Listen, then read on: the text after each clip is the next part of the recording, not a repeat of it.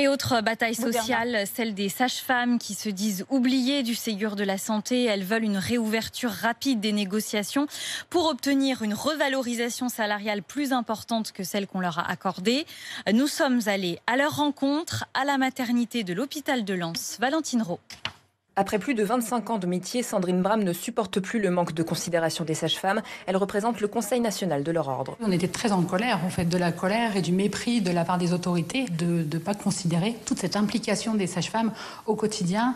On n'a pas du tout été reconsidérés à la hauteur de nos responsabilités et de notre formation. Après 5 ans de formation, dont une année en médecine, les sages-femmes portent de lourdes responsabilités, comme le raconte Mélanie Van Nelsland, sage-femme depuis 13 ans. On a sous notre responsabilité nos patientes enceintes, mais aussi la surveillance du fœtus tant qu'il n'est pas sorti. Finalement, nous, on a toujours 2 patients à la fois. Un travail et un accompagnement essentiel pour les femmes comme Odile. Cette mère de 3 enfants vient d'accoucher d'un petit garçon. C'est vraiment un guide, en fait, notamment à savoir dans quelle position se mettre, à quel moment pousser.